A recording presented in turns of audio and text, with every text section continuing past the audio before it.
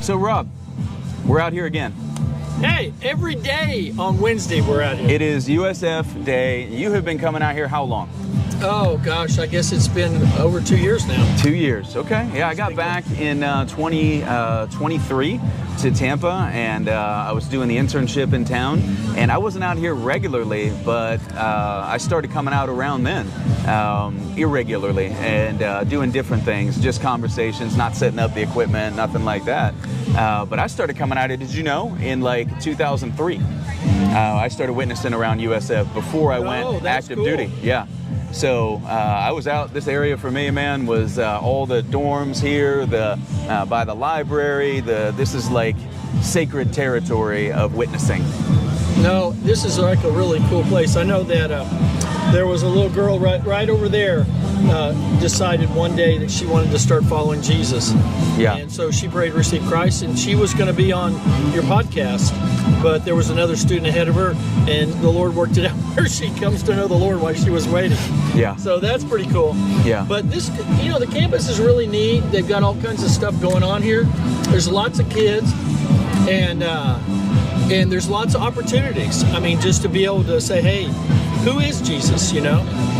I just talked to three of the cheerleaders for the Bulls here and asked them that question, and they were like, yeah, wait, whoa, yes, yeah, no, I'm not sure, Yeah. But we got to give them the gospel of John and just show a little bit about the idea of what the gospel is, that people can follow Jesus every day.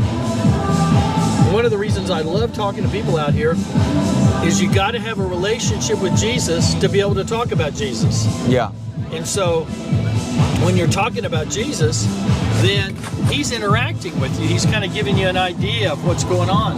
And it's really motivating to have that experience with Jesus within your soul, and then watch how that experience can affect other people and their soul. Some negative, some positive, but most 99.99% of the time, it's super positive being out here talking to people about Jesus. Yeah. So I know sometimes people get scared about being out and about talking about Jesus because they say, I don't want to be rejected and stuff. But you know what? You bring the love of Christ to people. Objections to other people out there, they recognize that, and they don't become irritated or frustrated kind of thing. It's an openness that excites me. Yeah, and you can have conversation and talk with folks. There's rejection, there's going to be confusion, there's going to be different beliefs about Jesus, but you can have conversations. You can talk to people, ask them what they think, tell them what you think.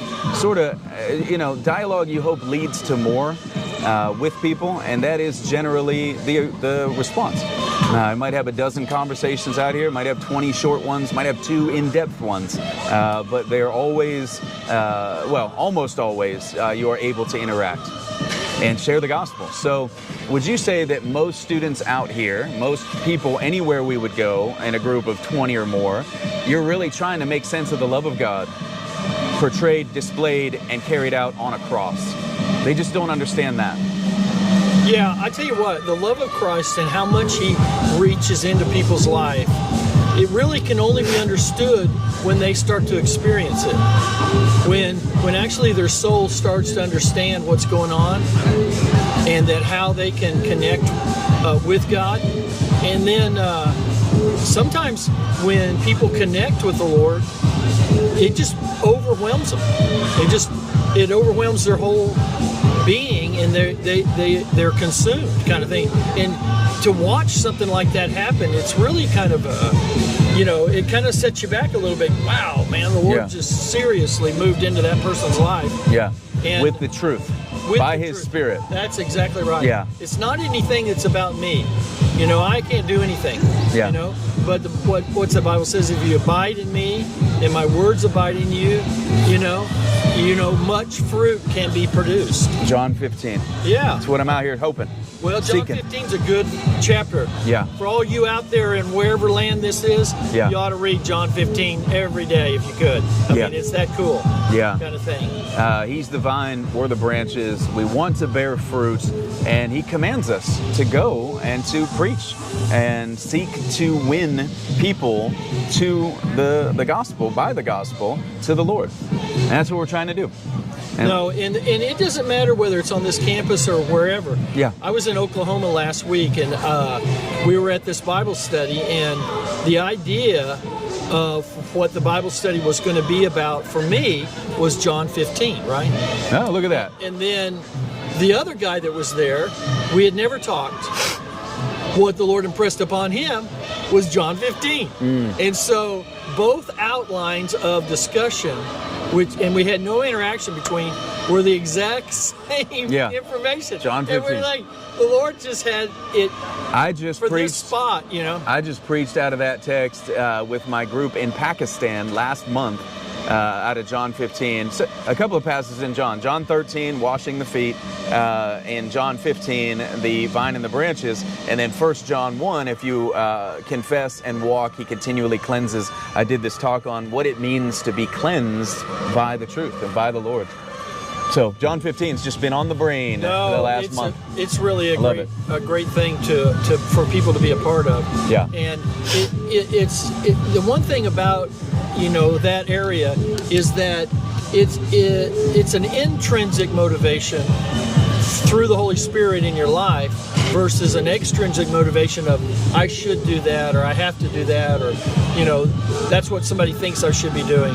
It's totally different. I mean, the idea of how the Spirit of God works in your life and your soul is moved forward in the presence of the Lord. That is such a big motivation. Morning.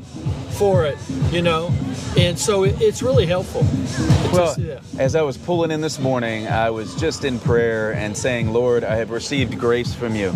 That is all I have to give to others is your grace that I want to explain and give, and freely you've received, freely you've given, you are to give, and that's what I'm out here trying to do, is give that grace, the knowledge of it, the trust in it. And so we've had from our church, a handful of guys. I got 14 guys that say they'd love to come out. It's not easy for everybody to get out on a Wednesday, in the afternoon, in the morning. It's hard. But we want to have our young adults out here starting in the fall, like I said, get more students that are here already that might be able to spare an hour and come out and interact with students and have conversations about A through Z and interact with them, all to get to the same message, Lord willing, which is how we can be forgiven, how we can know and enjoy the Lord and walk in His truth. Well, I'll tell you what, it's such a relief when you know the Lord in your life, and that you know that forgiveness, you actually have confessed it, you've turned from your sin, and that release that you have because you have been forgiven. Yeah. And what motivation happens after you've been released? After you've been forgiven, after you actually repented and turned from your sin, and you don't do that. You're changed. It's something that really happens, and that is a beautiful situation, and it's very attractive to people. Yeah. People see Jesus in others' life and see that forgiveness and see their transformation. They're like, that's real. Yeah. I want to be a part of that. And so that's one of the things that excites me about being out here. Yeah. Is just if somebody could come to know Jesus and have that release of the burden that's in their life. And because there's a lot of pain out here sometimes. You run into it. Oh, and we hide it so well, like all of us, and we have to. We're not open books for a reason. And the conversations you have, you never know what someone's going through. So the gospel is a one-size-fits-all. The Lord is Him, and we are all pretty much the same. We have a lot of the same hurts, but we're not cookie cutter. No. People are different and their experiences are different, and so what you share is, I think, going to remain the same truth, the resurrection of Jesus. We want to proclaim what that means, you know. But I love what you said there a second ago, because we're out here about evangelism, and oftentimes that is a first coming to faith conversation. Why you should, what it means, all of that. But really what we're out here doing as believers is living out, working out our sanctification in that evangelism. And I had people come to really trusting in the Lord, just coming over to my home and seeing my wife and kids and us have a meal and just be hospitable. And they saw the gospel that had been in our life for 15 years, at that time or whatever. And it's what really impacted like young men to say, that's just what I want, in life. And so how do you share all of that in a conversation with a stranger? Well, you can and you can't. It's like you say, people see that, they what we're living out in this place. But it starts with evangelism. We go and preach. It really is. Yeah. And this campus is full of opportunities. I mean, just to have the opportunity to share the gospel that changes people's lives for eternity. Yeah. And people are so attractive towards the compassion of God and such. And I look out there and I'm thinking, the gospel is something that I want to proclaim. I mean, actually, I want to go and share the gospel. I mean, I actually want to go. You're ready to go. I think He's stepping off camera, but you're still on camera right now. I'm actually going to do this. So you're saying we're out of time? I'm saying I'll be back. But I'm going. Go on, do it, brother. Go on, do it, brother. Bring him by.